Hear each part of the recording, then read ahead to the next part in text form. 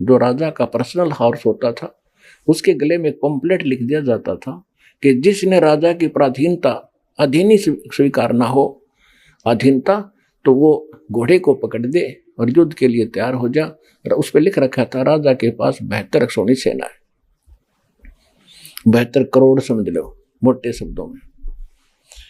तो वो घोड़ा साथ में हजारों सैनिक पूरी पृथ्वी पर घूमे आए।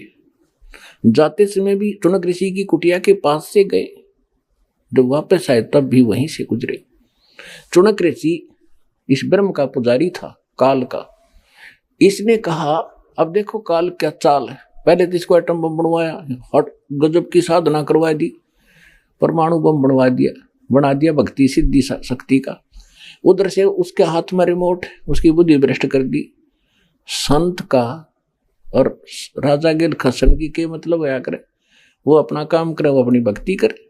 तुझे कुछ कहें जब तक दूसरी बात छेड़े, जब तक अपनी सिद्धि शादी भी दिखा। बेमतलब खस्या। अगवे कहाँ गए थे सैनिकों? सैनिक बोले जी ऐसे ऐसे गए थे, हम पूरी पृथ्वी घूमे आए, सारी कहानी बताई। तो ऋषि ने कहा क्या तुम्हारे राजा में इतनी ताकत है, किसी ने घोड़ा नहीं पकड़ा? अक नहीं। किसकी माँ ने दूध पिया? क्योंकि सैनिक भी अभिमानी, राजा के अभिमानी ही हो जाते हैं, नौकर भी। किसकी माँ ने दूध पिलाया है? और फोड़ दें जाड़ उसकी, ऐसे कर दें वैसे कर दें, है किसी की हिम्मत? राजा के पास 72 अक्षौणी सेना है। अब चुनक ऋषि ने सोचा ये तो घने अभिमानी हो गए, इन्हें सेट कर दूं। उसने कहा कि मैंने पकड़ लिया। चुनक ऋषि ने कहा कि मैंने युद्ध उठ लिया तुम्हारे राजा का, और बांध दे घोड़ा यहाँ पे। सैनिक बोले रे कंगाल, ओ कंगले, दाने खाने को नहीं तेरे पास, और युद्ध करेगा मानधाता चक्रवर्ती राजा के साथ? तेरी क्यों स्यात बोल दे रही है, तेरी क्यों सामत आई है? चुप करके अपनी माला फेर बैठ चुपचाप करके। तो ऋषि कहने लगा भाई देखी जाएगी, हमने युद्ध उठ लिया। अब उन्हें बांध दिया घोड़ा उसी कुटिया के, उसी वृक्ष का जिसका नीचे कुटिया थी उस ऋषि की। राजा को जाकर नमक मिर्च लगा के बता दिया जी आज एक व्यक्ति ने हिम्मत करी है आपके घोड़े को बांधने की, कल दूसरे का सिर उठेगा। निपदा इवल इन द बिट, बुराई को सटाट में समाप्त कर देना चाहिए। राजा ने कहा ठीक है मंत्रियों, तो जाओ 72 अक्षौणी सेना की 4 टुकड़ी बना दी, 18 करोड़ की। उधर से उस कर्म ठोक ने, ऋषि ने, उस काल के पुजारी ने अपने जीवन में जो कमाया था उसके 4 डले बना लिए, 4 पुतली, परमाणु बम बना दिए, 4 सिद्धि तय। वचन जैसी शक्ति किसी चीज में नहीं है, ये विज्ञान तो फेल है वचन के सामने। अब राजा की 18 करोड़ सेना आई, उसने एक पुतली परमाणु बम छोड़ दिया, 18 करोड़ को कत्लेआम कर दिया। समझ में नहीं आया उनका कहां से तीर आवे हैं। राजा ने दूसरी टुकड़ी भेजी, ऋषि ने दूसरा परमाणु छोड़ दिया, यानी 72 करोड़ सेना की 4 टुकड़ी उस ऋषि ने नाश कर डाली, 72 करोड़ जीव मार दिए। अपने आत्माओं यहां बताता है, गीता ज्ञानदाता कहता है इसके साथ के बनेगी फिर इस ऋषि के साथ।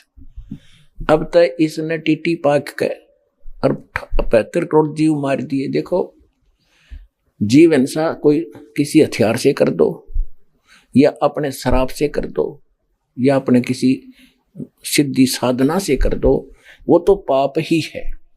अब यू काल का कितना लंबा जाल है कि इसने तपस्या करी, उससे तो राजा बनेगा। एक यू चुनक ऋषि ओम नाम का जाप करया, ब्रह्मलोक में जावेगा। ब्रह्मलोक में जावेगा जब तक इसके पुण्य रहेंगे, वहां चौधरी पाक क्या रहेगा न खूब ठाठ करेगा। क्योंकि इस परम अक्षर ब्रह्म न छोड़ कर, सतपुरुष कबीर साहब की भक्ति को छोड़कर बाकी जिसकी भी आप साधना करते हो, आपके पाप और पुण्य दोनों भिन्न भिन्न लिखे जाते हैं, और सारे ही आप न भोगने पड़ते हैं। पुण्य के लिए पहले महास्वर्ग जाएगा, वहां अपने ओम नाम की कमाई ने नाश करेगा, फिर पृथ्वी पाओगा, राजा बनेगा। राजा बनकर चक्रवर्ती राजा भी बन सकता है चुनक ऋषि की आत्मा। फिर नरे पाप को माओगा, किते शिकार खेल लगा, किते और उद्मस्ता रहेगा, किते सेना मरवाओगा युद्ध कर करके, पृथ्वी यहीं छोड़ रह जाएगी, युद्ध के खाओगा। उसके बाद फिर 84 लाख योनियों में चक्रमा होगा, ये कुत्ता बनेगा। और इस कुत्ता बनकर इसके शर में कीड़े पड़ेंगे।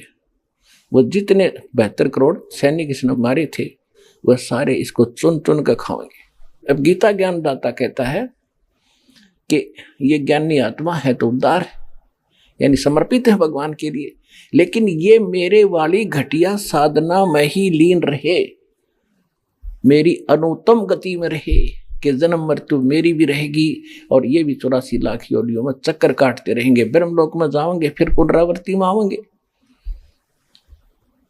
अपने आत्माओं, ये है तत्व ज्ञान।